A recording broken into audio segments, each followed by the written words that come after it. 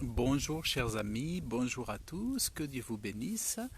Bonjour chers frères, chères sœurs, chers amis.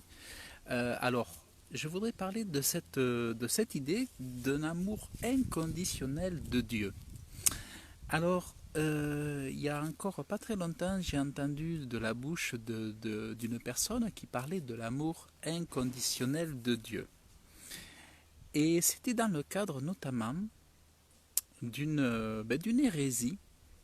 C'est-à-dire que ce monsieur, en fait, il existe un monsieur aux États-Unis qui s'est mis à croire, donc c'était un monsieur vraiment qui était dans un ministère depuis 25 ans, et soi-disant que Dieu lui aurait parlé, et qu'en définitive, le sacrifice de Jésus-Christ, en gros, il aurait reçu la révélation qu'en réalité, tous les hommes étaient sauvés. Donc autrement dit, tous les hommes auraient été sauvés sans avoir à passer par la repentance, sans avoir à passer par la confession de foi, la croyance du cœur, et sans passer par l'amour de Jésus. Et de ce fait, ce qui en découlait de là, c'est que selon ses dires, selon cette révélation, il n'y aurait plus, donc, selon lui, il n'y aurait pas d'enfer, que l'enfer ne serait pas. Et il parlait donc de ce fait, c'est là où j'en viens à cette notion d'amour inconditionnel, il s'est il prévalait ses paroles, il soulignait cela de l'amour inconditionnel de Dieu. Autrement dit, c'est l'idée que Dieu aimerait tous les hommes de la même façon. Eh bien, figurez-vous que j'ai encore des soucis pour faire des lives. C'est impossible aujourd'hui, je n'arrive plus à enseigner. Je n'arrive plus à faire des lives, je suis coupé systématiquement. Hier, j'ai voulu faire un message sur l'homosexualité, c'était bloqué, bloqué, bloqué, bloqué. J'ai dû renoncer. Et là, dès que je veux commencer à me lancer, ça rebloque. Alors, l'idée, donc voilà, je voulais vous parler de tous ceux qui vous disent l'amour inconditionnel de Dieu, c'est-à-dire que Dieu aimerait sans condition tous les hommes de la même façon,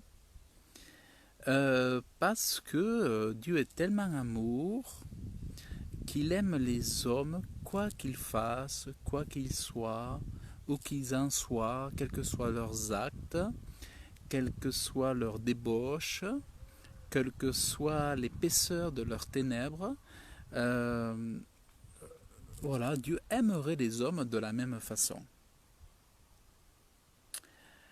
Alors, voilà, donc vous avez des gens qui disent ça, mais en fait, je me demande comment est-ce qu'ils imaginent le bon Dieu.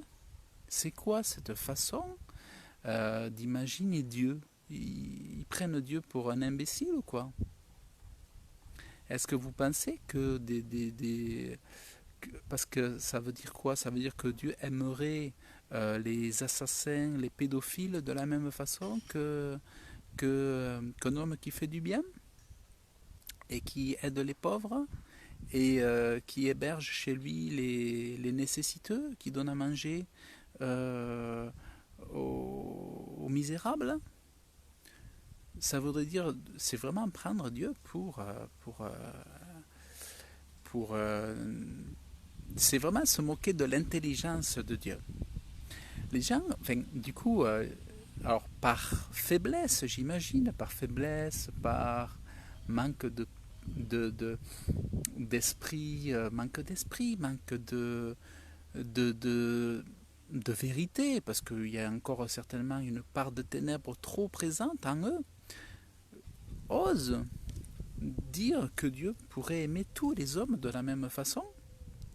Mais quel est ce Dieu quel est ce Dieu qu'ils s'imaginent? De quel Dieu De quel Dieu, quelle est l'image de ce Dieu, quel est ce Dieu dont ils se sont fait une image. Peut-on imaginer que Dieu va aimer un bonhomme comme Mengele, par exemple, Mengele qui faisait des expériences sur les enfants pour les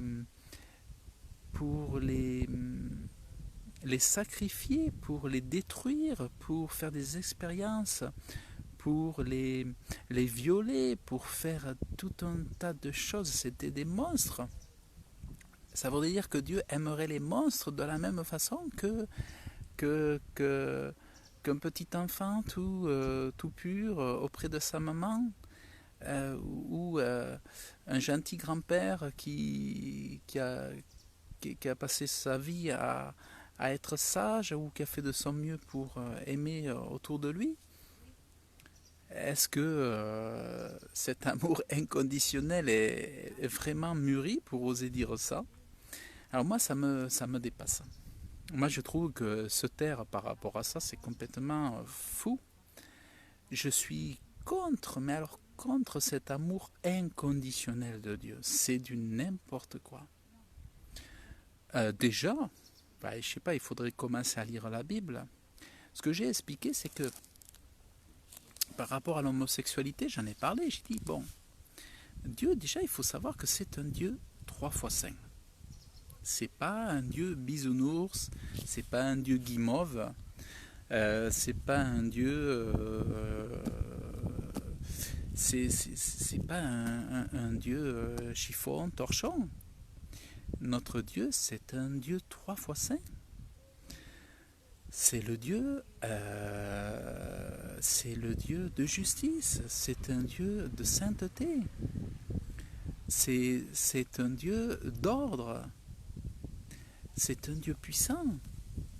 Il y a les faux dieux, il y a d'autres dieux qui se sont emparés de cette image du tonnerre, des éclairs, de la puissance, du vent et tout ça, mais en réalité, de l'orage et tout, mais en réalité, c'est à Dieu qu'appartiennent toutes ces choses.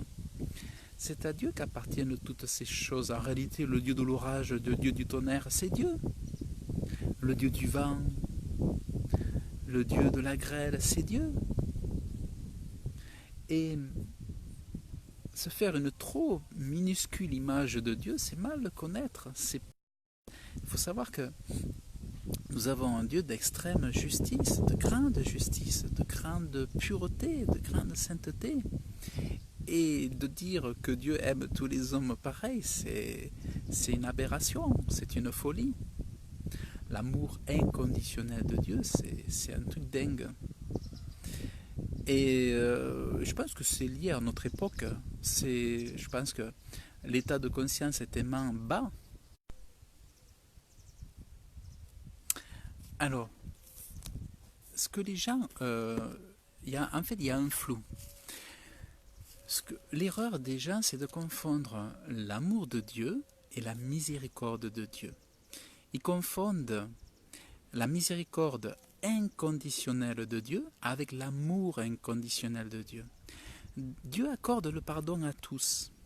Ça, c'est la miséricorde inconditionnelle. Effectivement, la volonté de Dieu, c'est que tous les hommes soient sauvés. Et dans ce sens, c'est vrai que la miséricorde, le pardon de Dieu, est ouvert à tous, sans exception. Maintenant que Dieu est le même amour ou est un amour identique envers tous les hommes, c'est faux. Dieu ne peut pas aimer tous les hommes de la même façon. D'ailleurs, Dieu aimera toujours plus ses fils et ses filles. Dieu aimera toujours plus les fils de lumière et les filles de lumière. C'est évident. Dieu ne va pas aimer. Vous avez aux États-Unis, vous avez, je crois, 6 millions de satanistes. Enfin, c'est même ridicule de dire ça, je pense que c'est beaucoup plus. Déjà, il y en a 6 millions en France, je pense. Où on dit qu'en France, il y a à peu près... Bonjour madame. Le verre... Ah pardon, oui, je n'avais pas vu madame, mademoiselle, pardon. Bonjour. Et donc, en fait, rien qu'en France, il est dit qu'il y a 3% à peu près de satanistes. Il y a des reportages, autrefois on a montré même davantage, on montrait des reportages où des gens tout simplement faisaient des incantations sur des gens et les personnes mouraient. Il y a un bonhomme, il disait dans un reportage, voilà, moi j'ai lancé un sort à un gars, mais le gars il est mort. Après j'ai fait un sort à un autre gars, mais le gars il est détruit mentalement, il est détruit, c'est une épave, et ça fait des années qu'il est une épave, il n'arrive pas à s'en remettre. Est-ce que vous pensez vraiment que Dieu va aimer inconditionnellement de même amour ce gars-là, ce sataniste qui lance des sorts, pareillement qu'un de ses enfants, qu'un des chrétiens? Ou pareillement un enfant qui est mignon avec ses parents et qui a des désirs de plaire à ses parents? Ou un honnête travailleur, un honnête homme qui passe ses journées à bosser dans un travail dur honnêtement pour élever ses enfants, pour apporter de quoi nourrir ses enfants, de quoi apporter une éducation à ses enfants? Est-ce que, même vous le feriez, vous serez capable d'aimer de la même façon? Ben, non, déjà c'est pas logique, puis c'est complètement débile. Donc notre Dieu, c'est se moquer de lui que de croire que Dieu a un amour inconditionnel pour tous les hommes. C'est n'importe quoi. Et vous avez aujourd'hui, dans les églises, des pasteurs, je ne leur jette pas la pierre, mais je leur demande de réfléchir, d'avoir du bon sens, de s'élever, et déjà de réfléchir par eux-mêmes, au lieu de répéter comme des canards les bêtises des uns et des autres. Donc, que Dieu ait une miséricorde inconditionnelle, parce qu'évidemment, Dieu va faire miséricorde à des satanistes.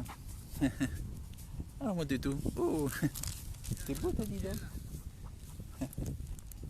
Je fais un petit enseignement là. Ah, j'enseigne la Bible sur Facebook. Ah, je partage là-dessus, j'ai fait un petit enseignement, puis après je le mets sur les réseaux sociaux, tout ça. Et voilà. Bon, ça va toi? Les petits syndromes? Ouais, les petits syndromes, ouais. Petit là-bas. J'ai vu un petit, toi ça fait dernière, j'ai vu un film sur les chiens. Ah. Et j'ai pas souvent l'alarme, mais alors j'avais l'alarme à l'œil. Puis après, nous à la maison on a toujours eu des chiens, comme ça, ils nous ont accompagnés. Non, non, lève-toi. Lève-toi. Ah oui, tu l'as nettoyé, il se roule. Hein. Ah, il faut que la pipette, mais quoi, il faut en foutre 3, elle est trop grosse. Dès qu'ils sont propres, tu parles, ouais. Lève-toi. Il a la moustache. Ah oui, c'est un griffon. Oui, c'est une griffon, hein. Ah oui. Ou la brave. Chasse bien. Chasse bien, oui. Oui, ah, du coup, ouais. Ah, c'est une femelle, oui. Ouais, c'est une boussalière, ça. Ah oui. Ah oui. On remarque que même les femelles chez les chiens, ils sont bons chasseurs, hein. Ah ouais. Ce qu'il y a de bien, c'est qu'elle ne boit pas. Ah oui, ouais. Ah oui. Fait pas de bruit. Oh, des fois, il y en a qui se vendent avec les hallucinent. Ah oui. Non, par contre, quand tu ne connais pas, c'est un avantage quand elle est discrète. Et à la chasse aussi, alors La chasse, quand elle poursuit le cheval, comme ça, elle vient. Ah ouais. Ouais, à la chasse, ouais. Et ouais, c'est bien. Bon, c'est bien. Moi, je vais continuer parce que on se dit tes parents un peu. Bah ouais, je suis venu voir les parents, ouais, un petit peu, et puis Ton père, c'est pas le top. Oh si, il est en pleine forme là, regarde la télé. Ouais, ça va aller. Bon, ouais, c'est sûr que c'est... Moi je pense souvent à ton papa aussi quand je passe devant la maison. Ta maman, ça va? Ça va. Ouais, je vois qu'elle a toujours les tomates, enfin qu'elle a toujours... Oui, elle entretient le jardin, tout ça. Ouais. Je vois que... Ouais, parce qu'elle entretient et tout, je regarde chaque fois que je passe devant, elle dit... Moi, j'en fais beaucoup, Ouais, bah, j'imagine, ouais, tu lui fais le... Mais t'habites par là maintenant?